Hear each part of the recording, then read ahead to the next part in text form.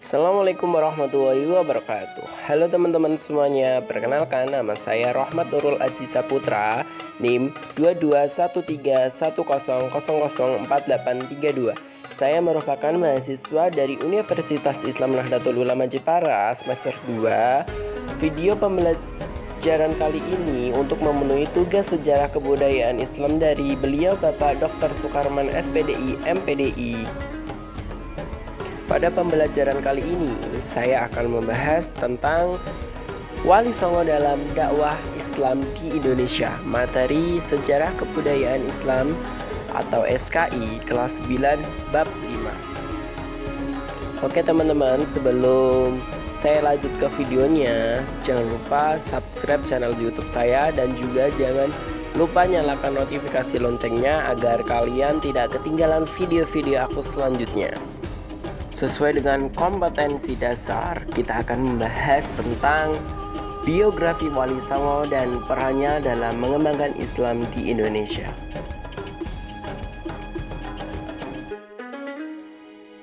Nah, yang pertama kita akan membahas pengertian Wali Songo. Wali Songo merupakan tokoh waliwah, yaitu orang yang dekat dengan Allah serta mulia. Wali Songo juga berkedudukan sebagai waliul amri, yaitu orang yang memegang kekuasaan atas hukum kaum muslimin serta pemimpin masyarakat yang berwenang menentukan dan memutuskan urusan masyarakat, baik dalam bidang keduniawian maupun keagamaan. Gelar sunan atau kasusuhan berasal dari kata suhun, kasuhun, sinuhun dalam bahasa Jawa kuno yang berarti menghormati. Lazimnya, gelar tersebut digunakan menyebut guru suci atau mursyid thariqah dalam Islam. Kata Wali Songo merupakan bentuk majmuk yang berasal dari kata wali dan songo. Wali yang dimaksud adalah waliwah yang mempunyai makna orang yang mencintai dan dicintai Allah. Adapun kata songo berasal dari bahasa Jawa yang bermakna songo. Jadi Wali Songo berarti wali 9 yang mencintai dan dicintai Allah. Mereka dipandang sebagai pemimpin dari sejumlah mubalik di Nusantara. Biografi Wali Songo. Yang pertama ada Sunan Gresik. Beliau dikenal dengan panggilan Maulana Malik Ibrahim. Sunan Gresik dianggap sebagai ulama atau yang menyebarkan Islam pertama ke Pulau Jawa, sehingga dianggap sebagai wali senior di antara para wali lainnya. Maulana Malik Ibrahim meninggal pada 12 Rabiul Awal tahun 882 Hijriah atau 8 April 1419 Masehi. Jenazah beliau dimakamkan di Gapura Wetan, Gresik. Yang kedua ada Sunan Ampel. Sunan Ampel bernama asli Raden Rahmat, keturunan ke-22 dari Nabi Muhammad. Menurut riwayat, ia adalah putra Ibrahim Zainuddin Al-Akbar dan seorang putri Campa yang bernama Dewi Condrowulan Putri, Raja Campa terakhir dari dinasti Ming. Sunan Ampel dilahirkan di Aceh tahun 1401 Masehi. Beliau termasuk salah satu tokoh Wali Songo yang berperan besar dalam mengembangkan Islam di Pulau Jawa, khususnya daerah lain di Nusantara. Dan Sunan Ampel memiliki nama asli Raden Rahmat, menikah dengan Putri Arya Teja, yaitu Bupati Tuban yang juga cucu Arya Lembusuro, Raja Surabaya. Sunan Ampel wafat di Surabaya pada tahun 1481 dan dimakamkan di Ampel. Yang ketiga ada Sunan Bonang. Sunan Bonang adalah putra Sunan Ampel dari pernikahannya dengan Nyai Ageng Manila, Putri Arya Teja atau Bupati Tuban. Beliau lahir di Surabaya pada tahun 1465 dan wafat tahun 1525. Makam Sunan Bonang berada di Tuban. Beliau dikenal juga sebagai nama Raden Maulana Maktum Ibrahim dan masih termasuk saudara sepupu dari Sunan Kalijogo. Selanjutnya yang keempat ada Sunan Giri. Nama asli beliau adalah Raden Paku dan dikenal juga dengan nama Raden Ainul Yakin. Beliau juga putra dari Maulana Ishaq. Beliau berdakwah di daerah Giri dan sekitarnya. Selain itu, beliau banyak mengirimkan para dai keluar Jawa seperti Madura, Bawean, Kangean, Ternate, dan Tidore. Sunan Giri wafat pada tahun 1506 dan dimakamkan di daerah Giri, Gresik, Jawa Timur. Yang kelima ada Sunan Derajat. Sunan Derajat lahir di Ampel, Surabaya pada tahun 1407 dengan nama asli Raden Kosem atau Raden Syarifuddin. Sunan Derajat merupakan adik Sunan Bonang, putra dari Sunan Ampel. Sunan Derajat dikenal sebagai tokoh yang mengedepankan dakwah Islam melalui pendidikan budi pekerti bagi masyarakat. Ia wafat pada pertengahan abad ke-16 dan dimakamkan di daerah Sedayu, Gresik, Jawa Timur. Yang selanjutnya ada Sunan Kalijogo. Nama asli beliau adalah Raden Masahid, putra dari Raden Saur Tumenggung Wilwotikto yang menjadi Bupati Tuban.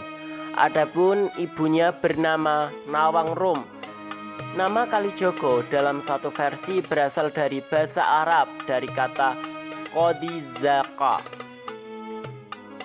pemimpin yang menegakkan kebersihan dan kesucian. Namun pendengaran orang Jawa adalah Kalijogo. Nama dan gelar Sunan Kalijogo antara lain Raden Masahid atau Raden Sahid, Lokajaya, Syekh Melaya, Raden Abdurrahman, Pangeran Tuban, Ki Dalang Seto Brangti, Ki Dalang Bengkok, Ki Dalang Kumendung, serta Ki Unahan. Nama-nama tersebut berkaitan erat dengan sejarah perjalanan hidupnya. Sunan Kalijogo menikah dengan Dewi Saroh binti Maulana Ishaq dan memiliki 3 putra, yakni Raden Umar Said alias Sunan Muria, Dewi Rukoyah, serta Dewi Sofia. Selanjutnya ada Sunan Kudus. Sunan Kudus adalah putra Sunan Ngudung. Nama aslinya adalah Ja'far Sotik dan memiliki hubungan kekerabatan atau silsilah dengan Nabi Muhammad SAW. Sunan Kudus berdakwah di daerah Kudus dan sekitarnya. Beliau termasuk ulama yang menguasai banyak disiplin ilmu seperti fikih, usul fikih, tauhid, hadis, tafsir, dan logika. Oleh karena itu, beliau mendapat gelar Waliul Ilmi atau orang yang kuat ilmunya. Selanjutnya ada Sunan Muria. Nama asli beliau adalah Raden Umar Said. Beliau merupakan putra dari Sunan Kalijaga, sekaligus menjadi tokoh wali termuda di antara 9 wali. Dalam dakwahnya, beliau cenderung memiliki tempat yang jauh dan terpencil dengan cara menyelenggarakan semacam kursus-kursus keagamaan bagi kaum pedagang, nelayan, dan rakyat biasa. Yang terakhir ada Sunan Gunung Jati. Nama asli beliau adalah Raden Syarif Hidayatullah. Beliau lahir di Mekah pada tahun 1448. Beliau merupakan cucu Prabu Siliwangi, Raja Pajajaran. Area dakwah beliau meliputi daerah Cirebon, Majalengka, Kuningan, Kawali, Sunda Kelapa, serta Banten. Peran Wali Songo dalam dakwah Islam di Indonesia. Yang pertama ada pendidikan dan pengembangan keilmuan. Syekh Maulana Malik Ibrahim atau yang lebih dikenal dengan Sunan Gresik mendirikan pesantren di desa Gapura, Gresik guna mendidik kader-kader pemimpin muslim yang andal. Sunan Ampel mendirikan pesantren Ampel Denta. Di antara murid-muridnya adalah Raden Paku, Raden Fatah, Raden Makdum Ibrahim, Syarifuddin, serta Maulana Ishaq. Jejak dakwah Sunan Ampel bukan hanya di Surabaya dan ibu kota Majapahit, tetapi juga meluas sampai ke daerah Sukodono, Kalimantan. Dakwah awal Sunan Bonang dilakukan di Kediri yang menjadi pusat ajaran Bhairawa Tantra.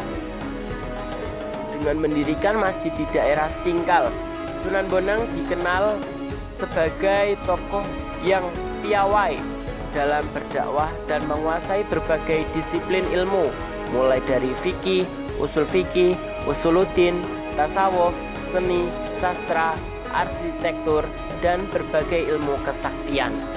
Yang kedua ada seni budaya. Seni dan budaya tertentu disesuaikan dengan nilai-nilai ajaran Islam. Hal ini melalui proses asimilasi yang panjang, sehingga melahirkan corak kesenian dan kebudayaan yang khas. Seni budaya merupakan sarana komunikasi dan transformasi informasi kepada masyarakat sebagai sarana dakwah yang terbukti efektif. Sunan Bonang dianggap sebagai pencipta gending pertama. Ia berdakwah di daerah Tuban dengan menggunakan media wayang dan gamelan sesuai dengan kegemaran orang Jawa.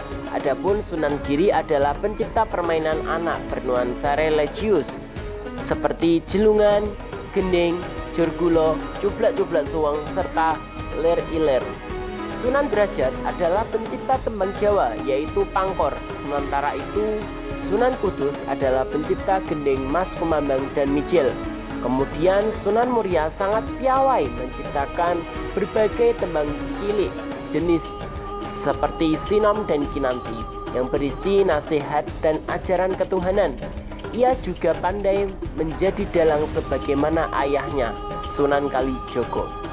Sunan Kalijogo dianggap sangat berjasa dalam mengembangkan seni wayang Purwo atau wayang kulit, serta gamelan yang dimanfaatkan sebagai media dakwah Islam.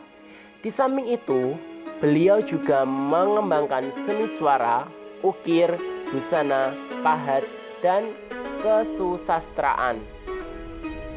Yang ketiga ada sosial kemasyarakatan. Salah satu usaha dakwah dalam bidang sosial kemasyarakatan dilakukan Raden Rahmat atau Sunan Ampel, yaitu membentuk jaringan kekerabatan melalui perkawinan para penyebar Islam dengan putri penguasa bawahan Majapahit. Dengan cara tersebut, ikatan kekerabatan di antara umat Islam semakin kuat, termasuk dirinya sendiri yang menikahi Putri Arya Teja, Bupati Tuban. Ia juga membuat peraturan yang memuat nilai-nilai ajaran Islam untuk masyarakat, contohnya Mo 5 atau 5 larangan, yaitu moh madon, moh ngombe, moh madat, moh main, dan moh maling. Adapun kelima larangan yang dimaksud meliputi dilarang berzina, minum minuman keras, menghisap candu, berjudi, serta mencuri. Sunan Derajat adalah sosok yang mempunyai kepedulian yang tinggi terhadap masyarakat, golongan ekonomi lemah, yaitu fakir dan miskin.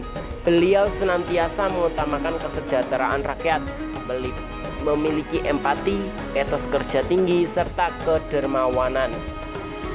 Sunan Derajat berusaha gigih untuk menciptakan kemakmuran dengan cara menjalin solidaritas sosial dan kerja bakti.